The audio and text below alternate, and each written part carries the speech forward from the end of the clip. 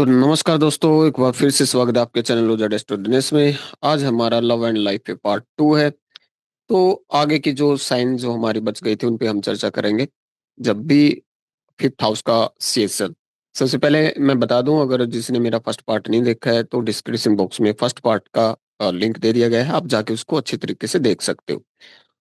कल मैंने बताया था एरीज साइन और टॉरस साइन पे जब फिफ्थ हाउस का सीएसएल वहां पे होता है तो इसको आपने ऐसे भी समझना है, जब फिफ्थ हाउस का सीएसएल यूटी प्लेनेट है तो उसको फर्स्ट प्रायोरिटी देनी है, उसके प्लेसमेंट को भी ध्यान में रखना है। और कभी भी किसी भी एक हाउस से कंफर्मेशन नहीं कभी भी मिलती।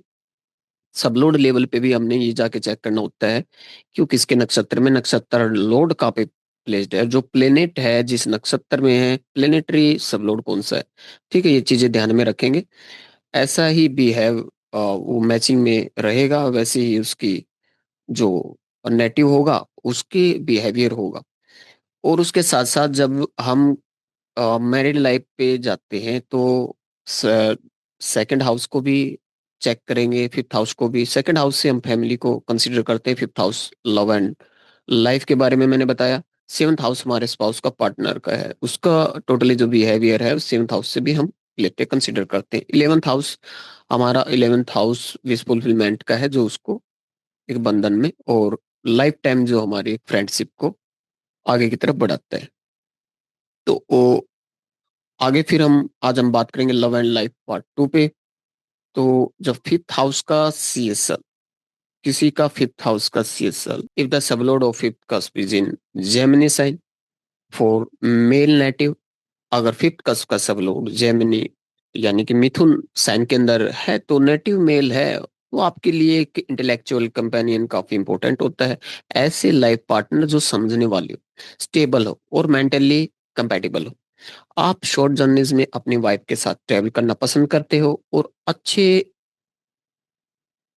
और चाहते हो कि वो आपकी हर बात से एग्री करे, स्पेशली जब इन्वायरमेंट या सराउंडिंग्स बदलने की बात हो। आप इमोशनली क्लेवर होते हो। अगर आपको लगता है कि कोई पर्सन सिर्फ एक्सपेंसेस और लॉसेस का रीजन बन रहा है तो आप उस रोमांटिक कनेक्शन को तुरंत खत्म कर सकते हो। आपको डोमिनेटिंग वाइफ पसंद नहीं होती बिल्कुल भी। आप कांस्टेंट प्रेशर टॉलरेट नहीं कर पाते। जब तक आपकी पार्टनर आपको समझती है और कोऑपरेट करती है आप एक्सट्रीमली लविंग एंड लविंग और कोऑपरेटिव हस्बैंड बनते हो। लेकिन आप किसी भी हाल में हैंडपैक्ड हस्बैंड बनना नहीं चाहते। अगर वही बात करें तो हम फीमेल नेटिव की, तो अगर नेटिव फीमेल है और फिफ्थ का सबलोड जेमिनी साइन में है तो आप काफी इंटेलिजेंट और मेंटली अलर्ट होती हो। आप सिर्फ एक हाउसकीपर बनकर नहीं रहना चाहती, आपको इमोशनल से ज्यादा मेंटल कंपेनियनशिप चाहिए होता है। अगर शादी से पहले आप किसी जॉब या प्रोफेशन में होती हैं तो शादी के बाद भी आप अपने करियर या आउटसाइड एक्टिविटीज को छोड़ना नहीं चाहती। अगर आपका हस्बैंड आपको सपोर्ट नहीं करता तो आप अंदर से डिस्टर्ब फील करती हो। हैप्पी मैरिड लाइफ के लिए आपको थोड़ा और एडजस्टिंग बनना पड़ता है। आगे चलकर कभी आपको जॉब और फैमिली लाइफ में से किसी एक को चूज करना भी पड़े तो अगर आप जॉब छोड़ती हो तो डोमेस्टिक लाइफ में आप पूरी सिंसियरिटी और डेडिकेशन से इन्वॉल्व हो जाती हो और एक हाईली रिफाइंड वाइफ प्रो होते हो। अब बात करते हैं if the sublord of fifth cusp is in Cancer sign और मेल चार्ट। अगर फिफ्थ कस्प का सबलोड कैंसर साइन के अंदर हो और नेटिव मेल है तो आपके लिए रोमांस और इमोशनल बॉन्डिंग जिंदगी का और पार्ट होता है। आप बिना रोमांस के लाइफ इमेजिन नहीं कर सकते। आप अपनी कंफर्ट्स और पर्सनल डिजायर्स को सेक्रीफाइस करके भी अपने पार्टनर के लिए लॉयल और कमिटेड रहते हो। आपका एक डिफेक्ट हो सकता है, आप कभी कभी अपने पार्टनर पर अपनी इमोशनल एक्सपेक्टेशन थोप सकते हो। आप ऑनेस्ट और ट्रू हो लेकिन पार्टनर को कभी कभी आप थोड़े वीक या चेंजेबल लग सकते हो। फिर भी मैरिज आपको एक सेटल्ड और सेटिस्फाइंग लाइफ देती है। आप एडजस्टिंग और एकोमोडेटिंग नेचर के हो, ऑल्दो कभी कभी थोड़ा मूडी या रूडी भी हो जाते हो। आपकी वाइफ डोमेस्टिक कंफर्ट्स और फाइनेंशियल प्रोस्पेरिटी में काफी कैपेबल होती है और आप उसे खुश रखने की पूरी कोशिश भी करते हो। आप डिवोटेड हस्बैंड होते हो, लेकिन हाउस होल्ड अफेयर्स में ज़्यादा इंटरफेयर करने से आपके इम्पैक्ट पर नेगेटिव असर पड़ सकता है।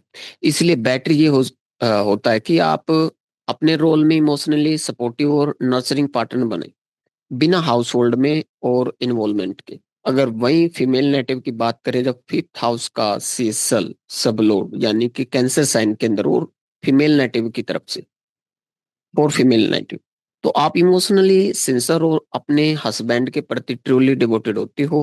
आप थोड़ी सी मूडी हो सकती हो, लेकिन जो भी आपके हस्बैंड ने दिया उसमें आप सेटिस्फेक्शन ढूंढ लेती हो। आप एक गुड मदर बनने की पूरी कोशिश करती हो, और चिल्ड्रन की रिस्पॉन्सिबिलिटी अपने हस्बैंड के साथ मिलकर निभाती भी हो। आपका स्वभाव adaptable, affectionate, beautiful, passionate, sincere और सिंपैथेटिक होता है। आप अपने पार्टनर के लिए फिजिकल या इमोशनल नीड्स का कभी इग्नोर नहीं करते। आपका जो नेचर है वो नर्चरिंग होता है। जवानी में आप रोमांस, लव स्टोरीज और पोएट्री में डीपली इन्वॉल्व हो जाती हो। आपको ड्रेसिंग, मेकअप और इमोशनल एक्सप्रेशन पसंद होता है, क्योंकि आपके लिए लव मीन्स इमोशनल इंटीमेसी। लेकिन अगर आपका हस्बैंड फाइनेंशियली स्टेबल नहीं है या आपको इमोशनली नेग्लेक्ट करता है, तो आप उसे क्रिटिसाइज कर सकती हो या हर्ट फील करती हो। अगर आपको लगता है कि उसने आपका बर्थडे या कोई स्पेशल मोमेंट इग्नोर किया, तो आप इमोशनली विथड्रा हो जाती हो और समझ लेती हो कि अब वो मुझे प्यार नहीं करता। इस वजह से कई बार, जैसे उसे इमोशनल या फिजिकल एक्सेस देने डिनाई करना, लेकिन आप अपने बच्चों के लिए डीपली कनेक्टेड होती हो। अगर शादी टूटी भी हो, तो आप उनके साथ रहना प्रेफर करती हो। सेक्सुअल लाइफ में आपका मूड कभी-कभी एरेटिक हो जाता है, जिस वजह से पार्टनर कंफ्यूज हो सकता है। आपका सेक्सुअल डिजायर स्टेबल नहीं होता, बट इमोशनल अटैचमेंट स्ट्रांग होता है।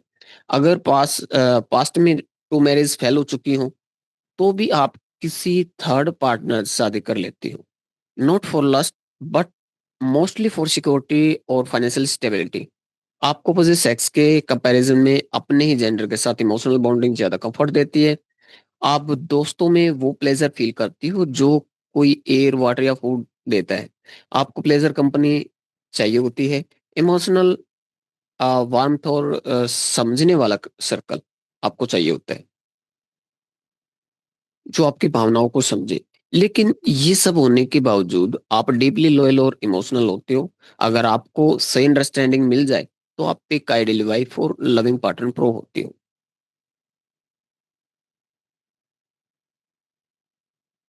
तो दोस्तों, ये था आज का हमारा पार्ट टू।